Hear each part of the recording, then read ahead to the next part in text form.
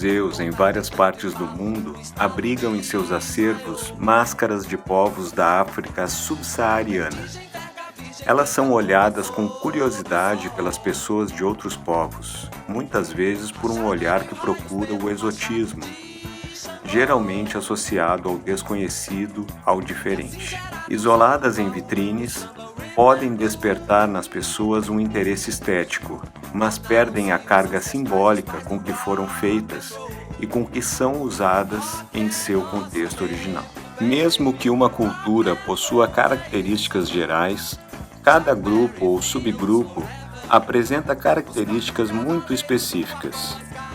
A arte tradicional dos povos da África subsaariana é muito vasta e complexa, com diferenças características de cada grupo étnico. As máscaras estão presentes na maioria deles. Materiais diversos podem ser usados em sua confecção, mas o mais comum é a madeira. Diferenças simbólicas e estéticas são perceptíveis entre grupos, mas elas apresentam alguns aspectos comuns. Um dos mais significativos está relacionado à sua função para a sociedade que a produziu. As máscaras são feitas para serem usadas, geralmente em cerimônias e rituais religiosos. Elas são vestidas junto a outros adereços em situações que envolvem dança e música. Quem veste a máscara muitas vezes o faz com o intuito de encarnar ou representar determinada divindade. Grande parte da espiritualidade africana envolve o culto aos ancestrais. Os Iorubás são um dos maiores grupos étnicos africanos.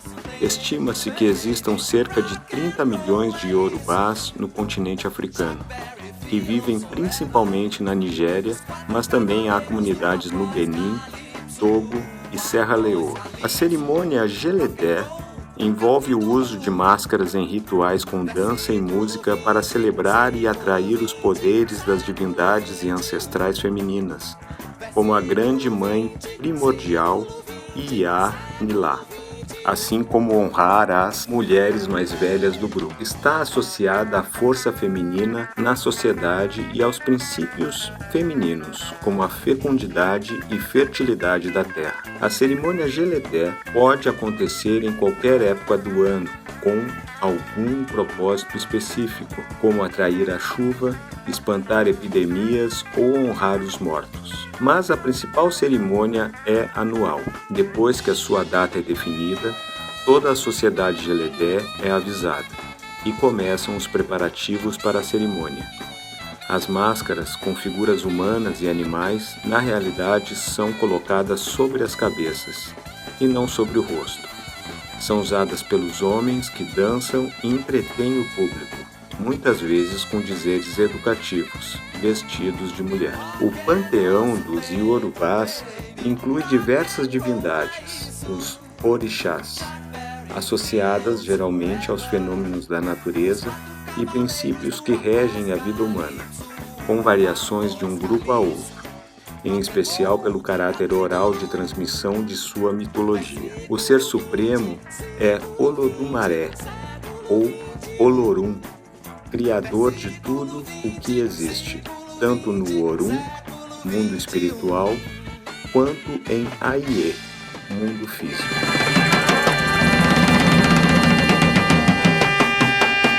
Acima do deserto do Saara, na região chamada de Norte da África, há uma predominância da cultura árabe-islâmica, devido à expansão da cultura árabe a partir do surgimento do islamismo na Península Arábica no século VII. A ocupação muçulmana ocorreu principalmente nos países do Oriente Médio, do norte da África e também em parte da Península Ibérica, expulsa depois de 700 anos. Mas mesmo em regiões com tradições grupais ancestrais de outras partes da África, há também forte presença da fé islâmica, assim como do cristianismo. A arte tradicional islâmica se manifesta em várias instâncias da vida, desde a decoração das mesquitas até os objetos utilitários. Há um predomínio de formas abstratas, com o uso dos chamados arabescos, além do uso artístico da caligrafia, geralmente de cunho religioso. O islamismo não aprova o uso de figuras humanas para a idolatria. O pai perguntou pro avô: onde é que tá meu bisavô? Meu bisavô, onde é que tá? Avô perguntou.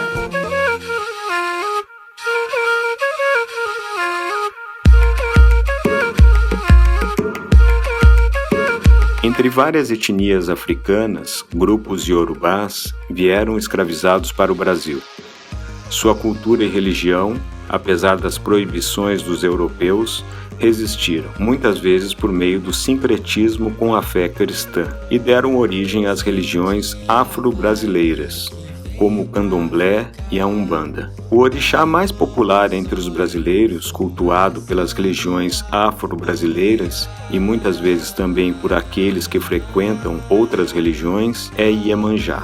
Iemanjá é originária da mitologia dos Egbá, subgrupo iorubá, que a associam às águas de um rio que desemboca no mar. Sua saudação, Odoiá, vem de Odó, rio, e Iá, mãe. Seu nome tem origem nos termos do idioma iorubá, Ieye ou Moejá, e significa mãe cujos filhos são como peixes. No Brasil, é a rainha do mar, Senhora das Águas, associada à maternidade e à proteção. É a padroeira dos pescadores.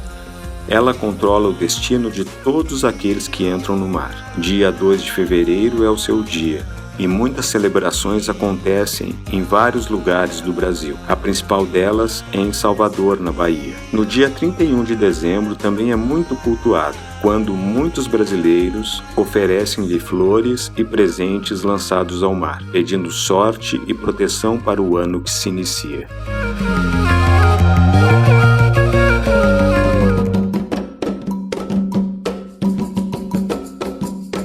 A primeira vez que o público viu essas aquarelas foi no livro Iconografia dos Deuses Africanos no Candomblé da Bahia. Caribé queria mostrar os rituais, as festas, os orixás e suas ferramentas e vestimentas.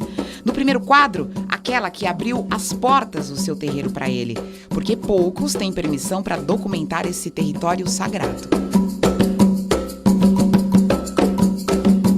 A mãe de santo, mãe senhora, né?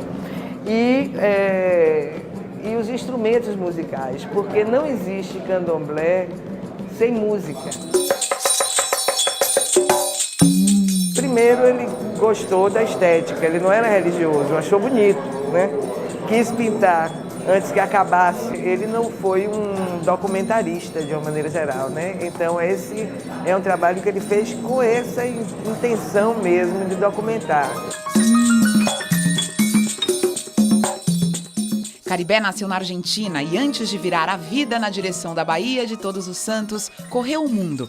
Em 1950, ficou definitivamente em Salvador e logo se naturalizou brasileiro. A Bahia, suas paisagens, cores, seu povo e religiosidade estão impregnados em todo o trabalho dele.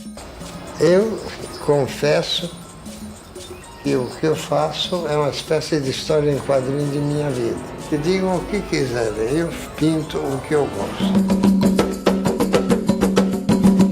Dentro do trabalho dele, uma parte ele desenhava muito, não só aquarela, desenhava também nanquim, também fazia quadros a óleo, mas também fez escultura em madeira, fez escultura em concreto, fez grandes murais. Eu gosto mais de painel, porque painel é para todo mundo e as telas ficam em salas, em escritórios, corredores.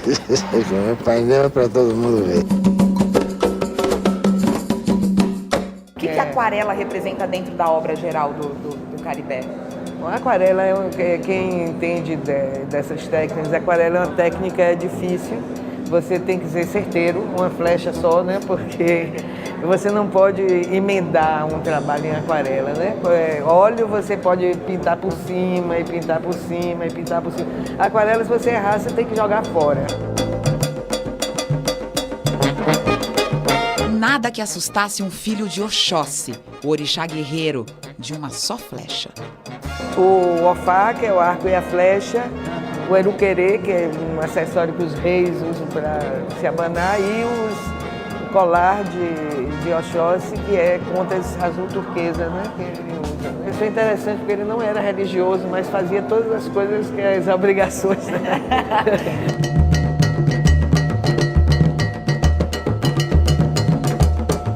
Tem uma coisa que é muito marcante, assim, que eu comecei a perceber isso lá da minha adolescência, é o movimento de Caribé. Para mim é muito bonito como ele capta o movimento das pessoas com traços muito simples. Você vê que muitas obras você não tem nenhum rosto, mas você tem um movimento assim com a leveza e com a perfeição do gesto, da dança, que é muito bonito.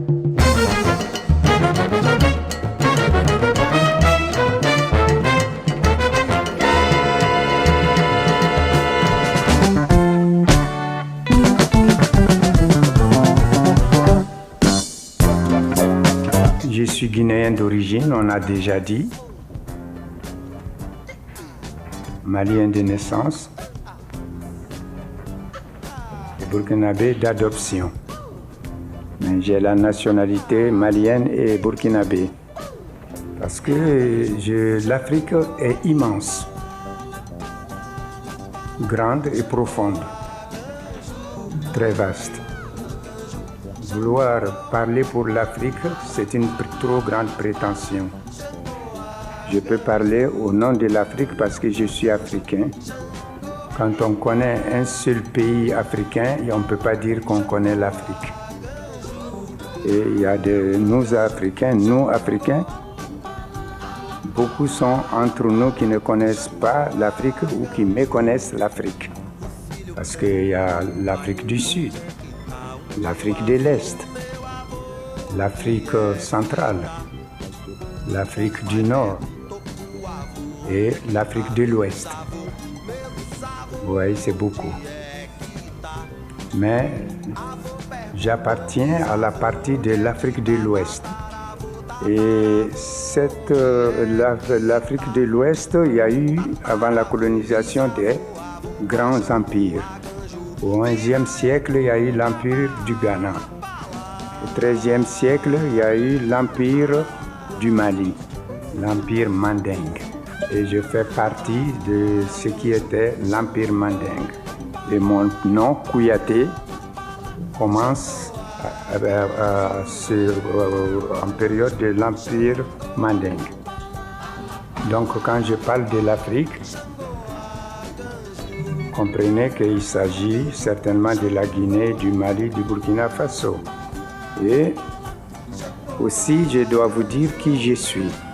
Et je suis un griot, avant d'être quoi que ce soit. Et le griot, c'est la mémoire du continent africain. Cette partie de l'Afrique dont j'ai dit, la bibliothèque, et qui est aussi le gardien des traditions et des coutumes, chargé de l'organisation de toutes les cérémonies. On ne devient pas griot, on est né griot. C'est de père en fils. Mais quand je dis griot, il y a aussi les griottes. Il y a les femmes. Elles sont très puissantes parce que un griot sont au service de tout le monde. Vous voyez, c'est ma qualité, mon rôle de griot qui m'a amené dans le théâtre.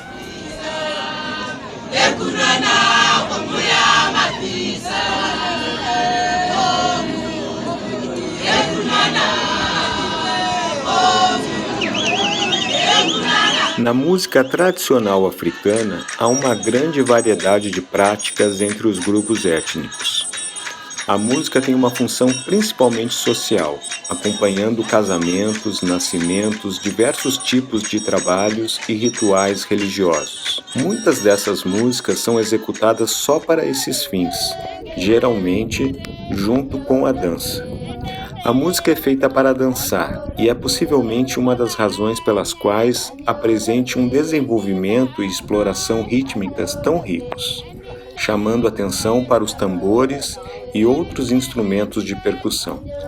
Apesar do destaque da percussão, a maior parte da produção musical dessa região é vocal.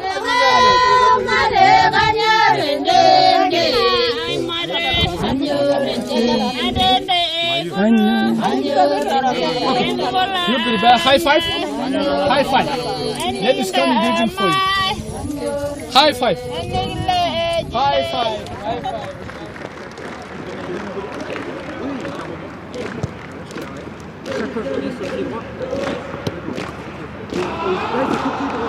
Et au deuxième passage, il fait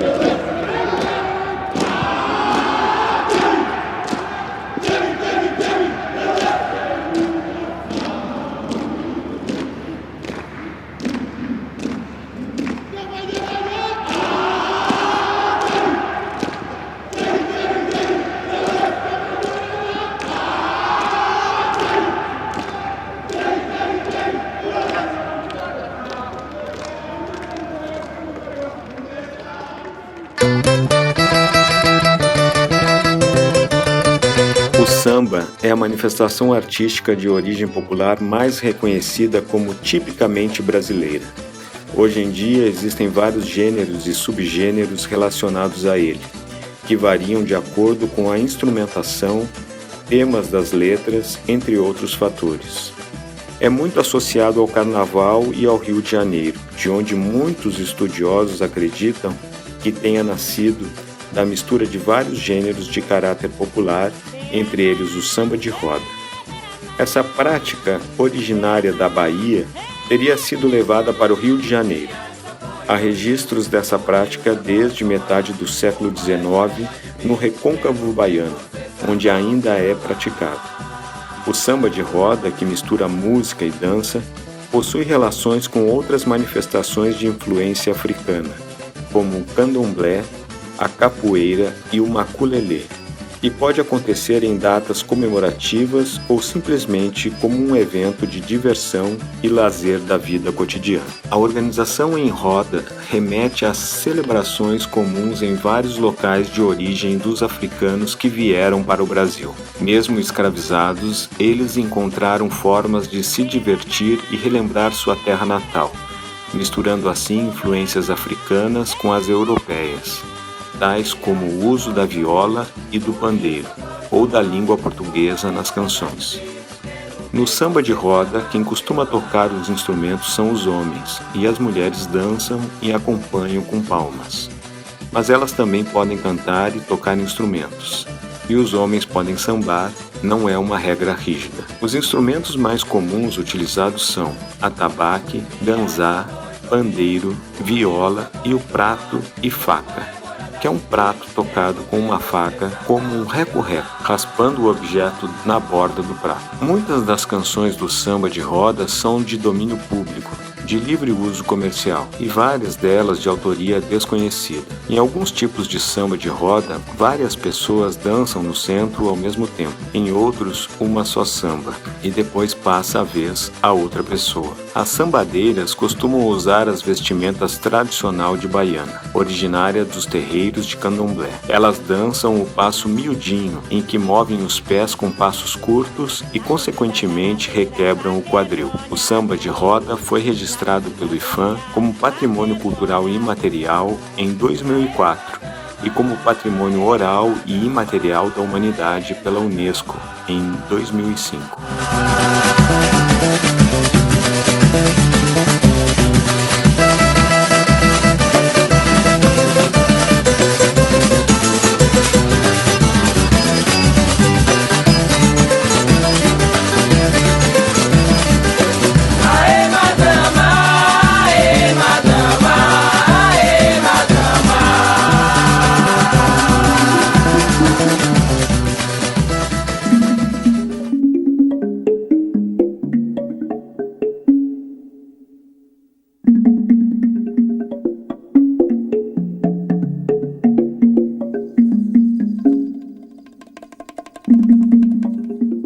O Museu Afro-Brasil está completando 10 anos de história. Criado a partir da coleção particular do artista plástico Emanuel Araújo, idealizador e fundador do museu, a instituição destaca a perspectiva da contribuição africana na formação da identidade e da cultura brasileira, celebrando a história, a memória e a arte brasileira e afro-brasileira.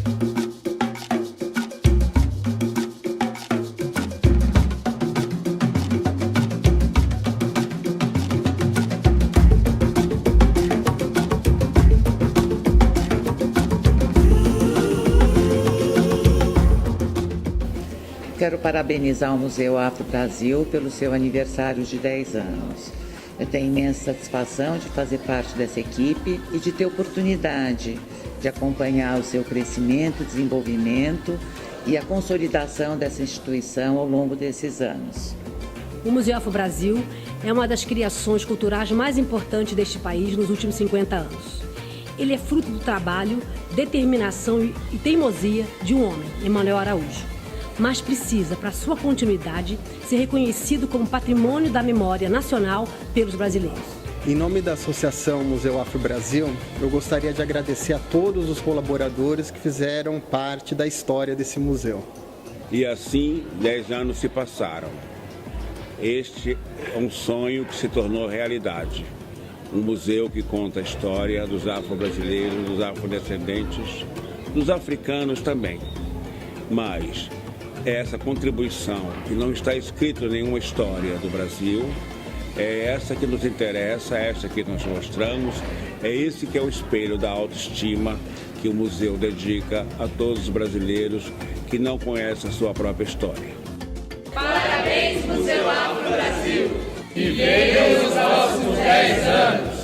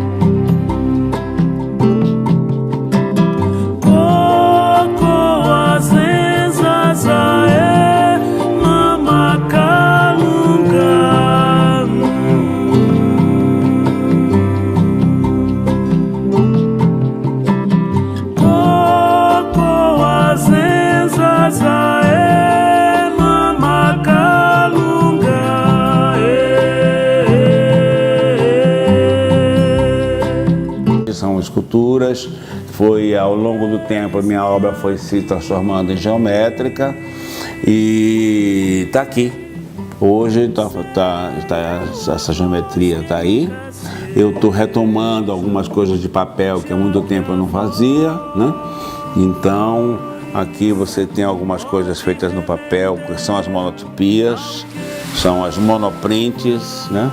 Essa é uma delas, olhem. Tá? E essa volta ao papel também é uma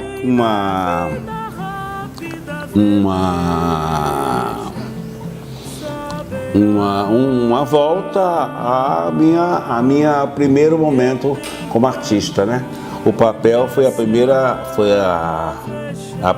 papel e a xilogravura foi a primeira manifestação minha como artista, ainda em Santa Maria da Purificação, nos anos 50, e depois continuei em Salvador, na Escola de Belas Artes, e hoje estou aqui, 75 anos depois.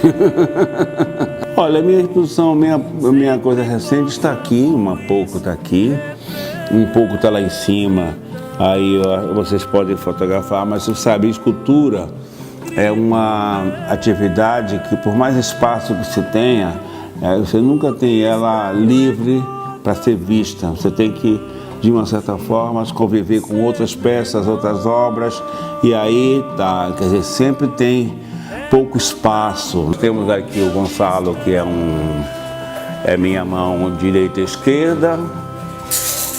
Ele é mais jovem do que eu, mas ele poderia ser meu pai, né? Esse é o Gonçalo. E o Gonçalo executa essas obras com a mestria que ele tem, né? E ele que põe, que dá forma tridimensional ao desenho e a composição. Agora eu estou voltando a fazer umas coisas também curvas, né? Que também sempre foi um nó, digamos, na minha obra geométrica. E essas curvas agora, a madeira, você sabe, ela tem uma rigidez que nem sempre permite, porque eu considero o meu trabalho gestual, né? Uma geometria gestualizada, ou seja, ela começa com a coisa curva e vai depois se moldando na geometria.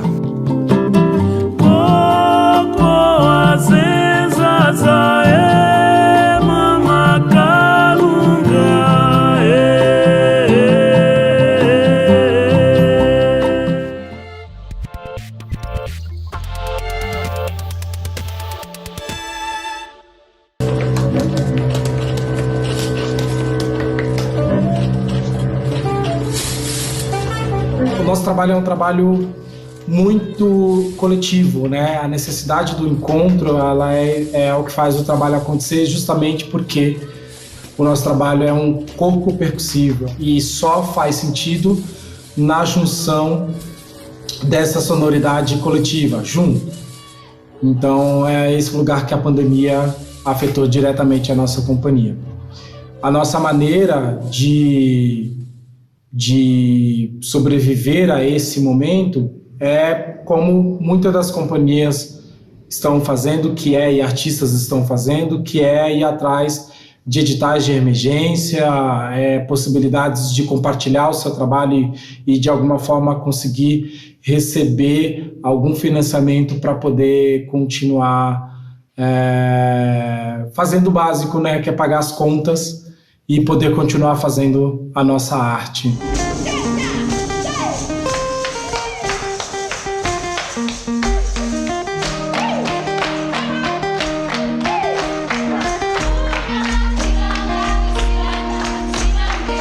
O nosso último espetáculo construído é o Subterrâneo, inclusive ele está na nossa página, no YouTube, e o paralelo que eu faço em relação a esse trabalho que é o Subterrâneo com o que a gente vive hoje é a continuação dessa opressão. A gente vê corpos negros sendo assassinados em plena pandemia, corpos negros vivendo a opressão de ter que estar na rua para poder alimentar uma parte da sociedade que ainda não conseguiu construir uma consciência sobre essa violência que é a opressão do povo negro no nosso país.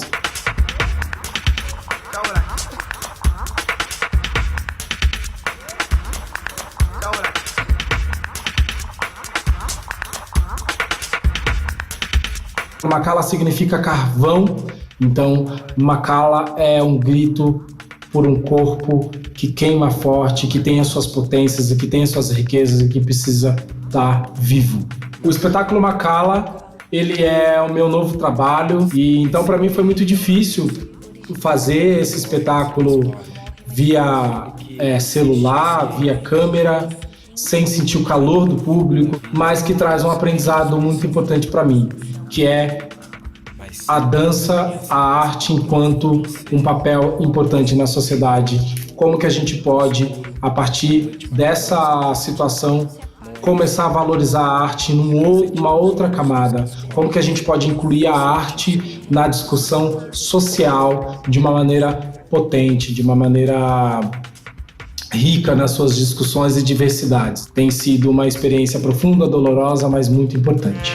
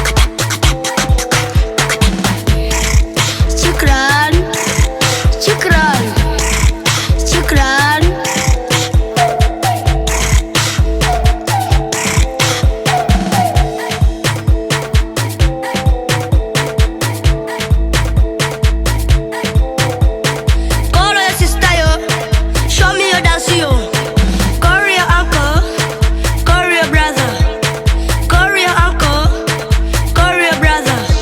Together we can, yalla yalla. Together we can, yalla yalla. Together we can, yalla yalla. Together we can, yalla yalla. Together we can, yalla yalla. Together we can, yalla